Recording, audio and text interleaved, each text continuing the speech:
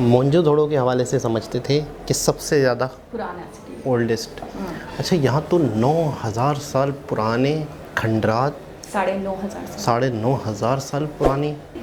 अस्सलामुअलैकुम, नमस्ते, सत श्री अकाल। कैसे हैं आप लोग? उम्मीद करती हूँ ठीक होंगे, खुश होंगे। मैं हूँ हज़ीका अली और मेरे साथ हैं तारिक नियाज़ी। अस्सलामुअलैकुम, नमस्ते, सत श्री अकाल। उम्मीद करता हूँ ठीक होंगे, खुश होंगे। दोस्तों, जहाँ रहे खुश रहें, माँ बाप का ख्याल करें, क्योंकि माँ बाप है तो सभी कुछ है। आज की हमारी वीडियो है the lost city of Dwarka. So start करते हैं अपनी वीडियो को। Let's start. ओके गाइस, तो वीडियो का टाइटल है 9000 the lost city of Dwarka, the city of Lord. इससे स्टार्ट। कृष्ण की द्वारका नगरी एक ऐसा प्राचीन शहर जिसे कभी भगवान श्री कृष्ण ने बसाया था। ये शहर भारत के सबसे प्राचीन शहरों में से एक माना जाता है।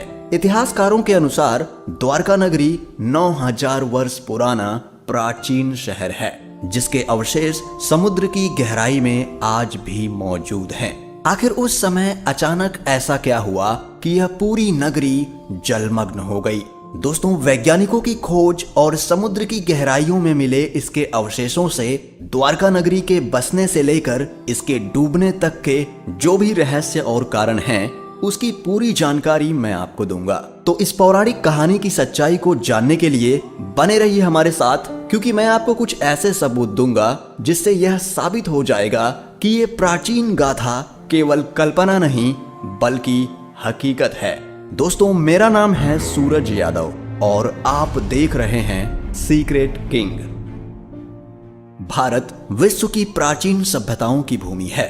इसी भूमि पर कभी बसता था एक ऐतिहासिक शहर द्वारका। गोमती नदी और अरब सागर के संगम पर बसी द्वारका नगरी की स्थापना भगवान श्री कृष्ण ने मथुरा से निकलने के बाद की थी, जो एक विशाल और सुसंगत नगर था। यह भारत का सबसे विकसित राज्य हुआ करता था, जो हूबहू आज के आधुनिक शहर जैसा ही था। कहते हैं श्री कृष्ण ने अपने मामा और मथुरा के क्रूर राजा कंस का वध किया, तो कंस के ससुर जरासंध बार बार मथुरा पर आक्रमण करते रहे, जिसके कारण कृष्ण अपनी प्रजा की सुरक्षा के लिए अपनी सारी प्रजा को लेकर समुद्र के किनारे आ गए और द्वारका बसाई। कहते हैं द्वारका बसाने के लिए कृष्ण ने समुद्र देव से जमीन ली थी और देवताओं के निर्माणकर्ता विश्वकर्मा से रातों रात द्वारका का निर्माण करवाया। विशाल दीवारों से घिरी ये खूबसूरत नगरी वास्तुकला की बेहतरीन मिसाल थी। लेकिन श्री कृष्ण की मृत्यु के बाद यह खूबसूरत नगरी समुद्र में डूब गई, जो आज भी समुद्र की गहराइयों में मौजूद है। रिसर्च के मुताबिक खुदाई में मिली द्वारका की कहानी 9000 साल पुरानी है। पौराणिक कथाओं के अनुसार द्वारका के समुद्र में विलीन होने के पीछे मुख्य रूप से 2 घटनाएं जिम्मेदार थीं। एक, महाभारत युद्ध के उपरांत माता गांधारी द्वारा अपने पुत्रों की मृत्यु के वियोग में श्री कृष्ण को दिया गया श्राप, और दूसरा, ऋषियों द्वारा कृष्ण पुत्र सांब को दिया गया श्राप। जब कृष्ण पुत्र सांब ने ऋषियों का उपहास किया, उसके पश्चात क्रोध में आकर ऋषियों ने सांब को श्राप दे दिया। पुराणों के अनुसार भगवान श्री कृष्ण की द्वारका नगरी महाभारत युद्ध के उपरांत गांधारी के श्राप के तकरीबन 36 साल बाद समुद्र में समा गई थी। द्वारका के समुद्री अवशेषों पर सबसे पहली नजर भारतीय वायुसेना के पायलटों की पड़ी, जो समुद्र के ऊपर से उड़ान भर रहे थे। इसके बाद ही 1970 के जामनगर के गजेटियन में इनका उल्लेख किया गया। इससे पहले लोगों का कहना था कि द्वारका नगरी एक काल्पनिक नगर है और काल्पनिक कहानियों का कोई इतिहास नहीं होता। लेकिन जब द्वारका का सबसे पहला ऐतिहासिक उल्लेख गुजरात के भावनगर में मिले 6ठी शताब्दी के पॉलिताना कॉपर प्लेट पर मिले, तब लोगों को इस पर भरोसा होने लगा। इसके पश्चात सन 1979 में आर्कियोलॉजिस्ट डॉक्टर SR राव और उनकी टीम तथ्य के प्रमाण ढूंढने लगे। What actually prompted me to undertake onshore and offshore excavation at Dwarka is the controversy that was raging about the date and historicity of Mahabharata. खोज की शुरुआत हुई द्वारका में मिले 9वीं सदी के एक विश्व मंदिर के अवशेषों से। खोज बढ़ते बढ़ते अरब सागर के अंदर तक पहुंच गई। इसी खोज में हजारों फीट नीचे समुद्र में वैज्ञानिकों को द्वारका के महत्वपूर्ण अवशेष मिले, जिसमें 560 मीटर लंबी द्वारका की दीवार मिली, जिसकी बनावट महाभारत के द्वारका विवरण से मिलती है। द्वारका के हिसाब से दीवारों में 50 बुर्ज थे। आर्कियोलॉजिस्ट को करीब 30 बुर्ज मिल चुके थे और साथ में उन्हें वहां पर उस समय के बर्तन भी मिले जो लगभग 1528 से लेकर 3000 ईसा पूर्व के हैं, जो इस बात को प्रमाणित करते हैं कि द्वारका आज भी समुद्र में मौजूद है। कई द्वारों का शहर होने के कारण इस नगरी का नाम द्वारका पड़ा। इस शहर के चारों ओर बहुत ही लंबी लंबी दीवारें थी जिसमें कई दरवाजे थे। वो दीवारें आज भी समुद्र के तल में स्थित हैं। द्वारका को भारत के सबसे प्राचीन नगरों में से एक माना जाता है। द्वारका को द्वारावती, कुशस्थली, अनर्तक, ओखामंडल, गोमती द्वारका, चक्रतीर्थ, वारीदुर्ग और अंतरद्वीप के नाम से भी जाना जाता है। गुजरात राज्य के पश्चिमी सिरे पर समुद्र के किनारे पर स्थित यह द्वारका 4 धामों में से एक धाम और 7 पवित्र पुरियों में से एक पुरी माना जाता है। द्वारका 2 हैं, जिसमें से एक गोमती नदी के किनारे बसा है जिसे द्वारका धाम माना गया है और दूसरा बेट द्वारका पुरी है जहां समुद्र के मार्ग से होकर जाना पड़ता है।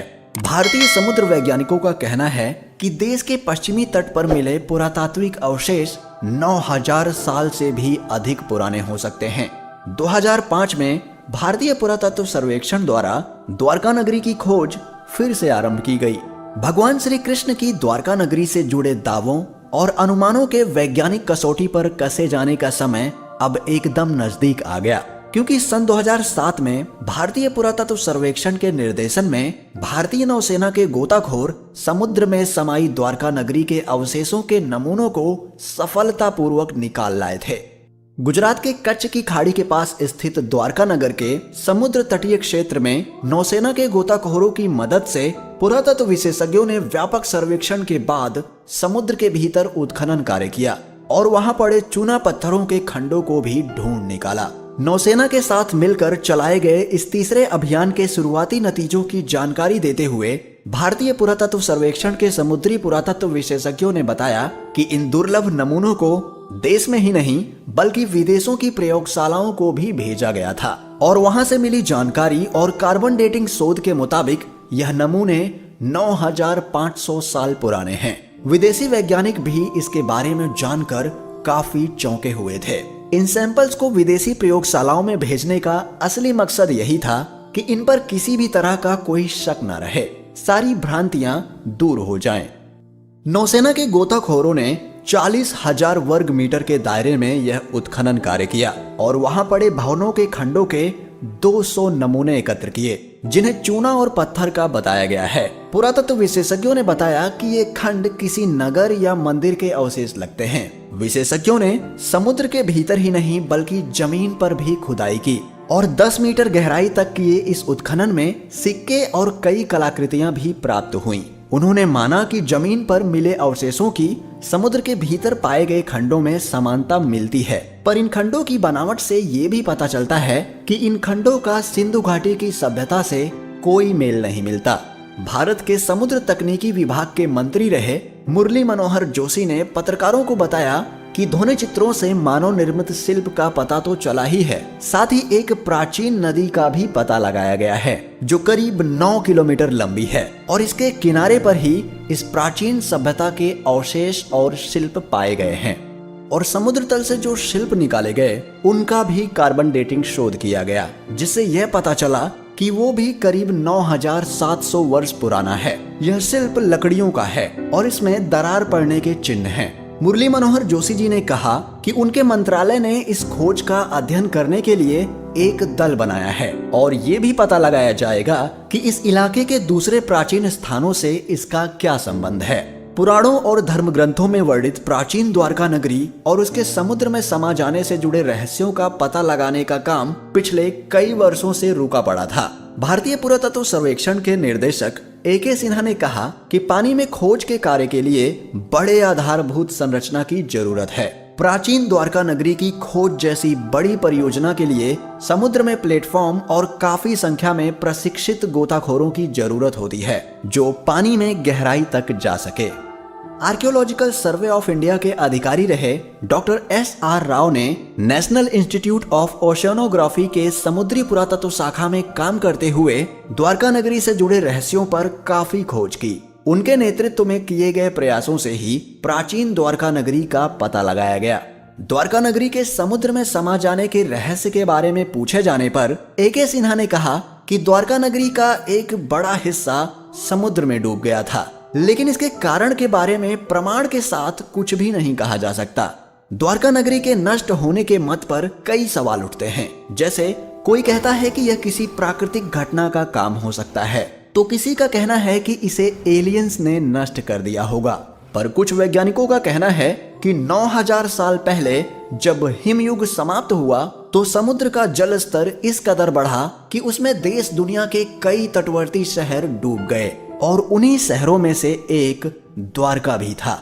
हालांकि इस मामले पर आज भी शोध जारी है और अब तक जो भी सबूत मिले हैं उनसे यही सिद्ध होता है कि ये एक असली घटना है। और हमारे बीच एक और सबूत ये है कि महाभारत में जिन 35 शहरों के बारे में लिखा हुआ है वो आज भी हमारे बीच मौजूद हैं। पुरातत्व विभाग को इसके कई प्रमाण मिले हैं।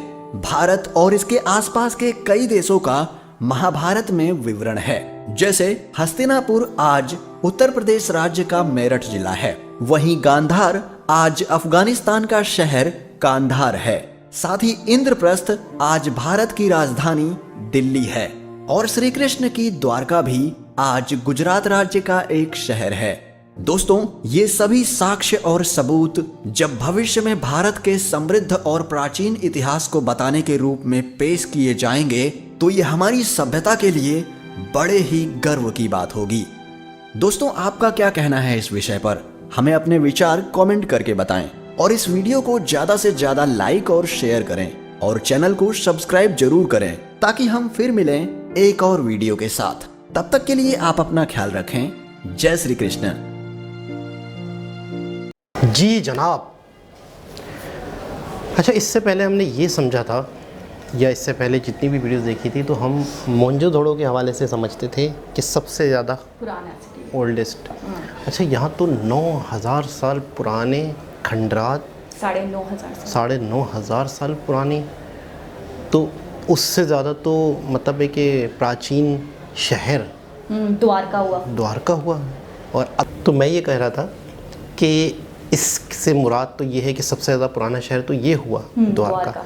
अच्छा, एक होता है कहानियों में और किस्सों में, लेकिन यहाँ तो बाकायदा प्रूफ, बाकायदा मतलब है कि एक ठोस चीज़ें, एक नहीं कई प्रूफ्स मिले, बर्तन, सिक्के और पूरी दीवारें, पूरी मूर्तियाँ। आपने देखा श्री कृष्णा की वो जो लेटे में है वो बार जिसके ऊपर वीडियो ख़त्म भी करी और स्टार्ट भी करी थी, तो मुझे तो ऐसा लग रहा है वो तो बहुत बड़ा मुंह बोलता सबूत है इस बात का। ऐसा ही है। और मेरे नज़दीक तो 500 साल पुराना भी कोई सिटी हो तो वो बहुत पुराना हो गया।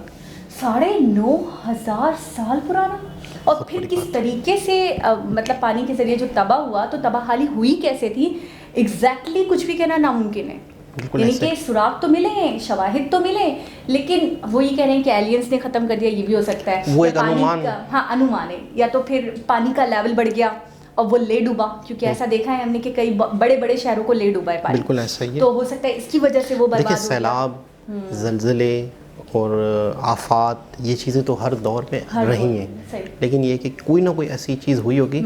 इस पे भी खोज जो है या मतलब रिसर्च जो है अभी जारी है। अच्छा, मुझे एक चीज़ और अपने व्यूअर्स से पूछनी थी, वीडियो भी सजेस्ट कीजिएगा मुझे महाभारत एग्जैक्टली ये नहीं समझ में आ रहा कि महाभारत तो जहाँ तक मैं जानती हूँ कि अर्जुन और कृष्णा की जो कन्वर्सेशन थी और जिस तरीके से कृष्णा ने उनको गाइडलाइन दी थी एक और गाइड किया था और अर्जुन ने वैसे किया और एक युद्ध हुआ था, तो इसके महज इसके ऊपर इसके इर्द गिर्द घूमती है, या फिर इसके अंदर कृष्णा की अपनी स्टोरी भी है? यानी कि बचपन से लेकर और बड़े होने तक, और उसके बाद क्या क्या कार्य उन्होंने किए, किस तरीके के एक एग्जाम्पल्स हैं या किस तरीके के लेसन्स उन्होंने अपनी लाइफ से भी दिए, क्योंकि यकीनन वो लॉर्ड है, और उसके बाद उन्होंने शायद गाइड किया अर्जुन को। तो मैं ये दो चीज़ें लेकर कंफ्यूज हूँ। और दूसरी एक और चीज़ है कि महाभारत के हवाले से एक वीडियो हमने बनाई थी, तो जिसमें कमेंट के ज़रिए कोई 5000 साल पुरानी बात बता रहा है महाभारत, कोई 9000 साल 10-11 साल पुरानी बता रहा है, 11,000 तो मैंने भी कोई सुना। 11,000, कोई 12,000, कोई 9,000, कोई 6,000। तो एक फिगर नहीं आ रहा। हाँ, एक फिगर कमेंट के ज़रिए, मैं कमेंट्स की बात कर रहा हूँ, तो एक फिगर कोई नहीं बताया हमें किसी ने। अब कौन सच, कौन झूठ, कौन सही, कौन गलत, 6,000 साल, 9,000 साल। अब जैसे ये वो था, पूरा एक सिटी था, ठीक है ना, ये अब 9,000 9,500 साल, तो इससे तो यही अंदाज़ा लगाएगा इंसान कि 9 से 10,000 साल पुरानी बात है, ठीक है ना, 5-6,000। अच्छा, 6,000, 4,000 और 6,000 और 5,000 हमने मोहनजोदड़ो के सुना है कि मोहनजोदड़ो 6,000 साल तक के पुराने जो है ना कार्बन डेट मालूम की जाती है।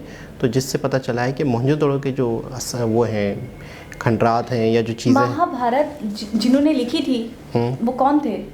वो तो अभी हमने थोड़े दिनों पहले एक वीडियो देखी थी जिसके अंदर बताया गया था कि महाभारत उन्होंने ही लिखी है, और वो शायद कृष्णा के बहुत बाद के। अच्छा, तो हमने कुछ एक वीडियो में देखा था जिसमें अभी गणपति जी की वो आई थी, गणपति चतुर्थी आई थी, तो उसके अंदर हमने एक वीडियो देखी थी जिसमें बताया गया था कि गणेश जी ने महाभारत लिखी है और वही पहले थे जिन्होंने लिखी है। तो वो मुझे लगता है उनका दौर कृष्णा के दौर के बाद का दौर था, है ना? और फिर वो महाभारत का युद्ध हो चुका था और फिर उसके बाद उन्होंने इसको कलमबंद किया। बिल्कुल ऐसा ही है। अच्छा, एक चीज़ तो और कंफर्म है कि पूरी दुनिया में सबसे ज़्यादा पुरानी जो आबादी के जो असरात मिले हैं, पुराने जो मजहब के, वो यहीं से हिंदुस्तान से ही मिले हैं, यहीं से मिले हैं। इससे पहले आबादी कहीं भी दुनिया में नहीं थी। सबसे पहले पूरी सिटी, पूरे की सिटी, और प्रॉपर डेवलप सिटी, प्रॉपर एक आबाद, जहाँ पे लोग प्रॉपर एक ज़िंदगी गुजार रहे थे, एक आवाम थी, एक राजा महाराजा थे, बाकायदा एक सिस्टम था, रिलीजन्स थे। दूसरी बात ये कहना चाहूँगी, चाइना के हवाले से अभी मुझे थोड़े दिनों पहले पता चला कि जो बुद्धिस्ट थे, यानी बुद्धिज़्म जो है, तो ये भी, और नालंदा यूनिवर्सिटी के हवाले से भी हमने सुना था कि चाइना से लोग यहाँ पढ़ने आते थे, और फिर यहाँ से इल्म लेकर वापस जाते थे और फिर वहाँ पे वो मतलब अपने स्टूडेंट्स को, अपने लोगों को समझाते थे या सिखाते थे। तो इसका मतलब इल्म का जो मरकज़ था, जो इल्म का एक गढ़ कह लें या हब कह लें, वो इंडिया था। बिल्कुल ऐसा ही, ठीक है ना? और कहीं ना ऐसी सिविलाइजेशन थी और ना ही और कहीं इतना इल्म था जो इंडिया में पाया जाता था उस वक्त। और फिर उसके बाद मुझे ऐसा लगता है सब कुछ तबाह बर्बाद कर दिया गया, सब कुछ निस्तो नाबूद कर दिया गया, चाहे वो तहजीब ले लें, चाहे वो इल्म ले लें। और उसके बाद मुझे ऐसा लगता है फिर एक नई शुरुआत की गई है, फिर जैसे 1 से या 0 से स्टार्ट किया गया है, और फिर अब जाके थोड़े से स्ट्रॉन्ग हुए हैं, अब जाके एक मुकाम तक पहुँचे हैं। नहीं तो आप ये सोचें कि अगर वो चीज़ें बर्बाद नहीं होती, अगर वो उन चीज़ों को तबाह बर्बाद या निस्तो नाबूद नहीं किया जाता, तो आज इंडिया के लोग बहुत आगे होते, बहुत ही आगे। बिल्कुल, इसमें तो कोई भी शक नहीं है। तो एक बहुत ही इंफॉर्मेटिव वीडियो, काफ़ी टाइम से मेरे ख्याल में आप लोग उनकी वीडियो पे, मुझे मतलब उनकी वीडियो बड़ी इंटरेस्टिंग लगती थी, परवीन मोहन की, जिसमें बाकायदा बहुत ही पुराने टेम्पल्स और ऐसी हैरत अंगेज़ उन्होंने चीज़ें दिखाई कि जो भी वीडियोस पे हमने रिएक्शन दिया है, काफ़ी टाइम से शायद कोई कमेंट नहीं आया और तभी हमने रिएक्शन नहीं दिया। अच्छा, ये वाला जो पहियों वाला टेम्पल नहीं है, व्हील्स वाला, ये मुझे लगता है बड़ा फेमस है, या शायद ये बहुत ही पुराना है, क्योंकि हमने प्रवीण मोहन की वीडियो में मैंने फर्स्ट टाइम ये वाला टेम्पल देखा था। उसके बाद मैंने कई 10 से 12 वीडियोस में मैंने मेरी आंखों से गुजर चुका है ये टेम्पल। बहुत पुराने दौर का है, बहुत पुराने दौर का है, इसमें कोई भी शक नहीं है। तो आप इस तरह की वीडियो पे, इस तरह की वीडियो के कमेंट किया करें, हम बहुत ही ज़्यादा इंटरेस्ट लेते हैं। मुझे तो बहुत ही ज़्यादा शौक है हिस्ट्री जानने का। अच्छा, मेरी पूरी लाइफ गुजर जाएगी इंडिया की हिस्ट्री समझते समझते, क्योंकि हम बहुत सारी चीज़ों को जान तो चुके हैं, लेकिन अभी भी जो होता है ना, ऐसा होता है कि हम अपनी याददाश्त पे जोर डाल रहे होते हैं। तो हम ऐसी वीडियोस ज़्यादा फ्रिक्वेंटली देखें ना, तो हमारे दिमाग में बैठ जाए एक चीज़। अभी हमारे जो व्यूवर्स वो कम से कम हमें सजेस्ट करते हैं, मतलब ऐसी वीडियोस करते हैं, कुछ व्यूवर्स करते हैं। तो आप सही कह रहे हैं कि आप लोग हमें ज़्यादा से ज़्यादा कमेंट किया करें ऐसी वीडियोस का, ताकि हम भी जुड़ जाएं इसकी हिस्ट्री से। बिल्कुल ऐसा ही। तो एक बहुत ही ज़बरदस्त वीडियो, दोबारा किसी और हिसाब से मुलाकात होगी, जब तक के लिए अल्लाह हाफ़िज़।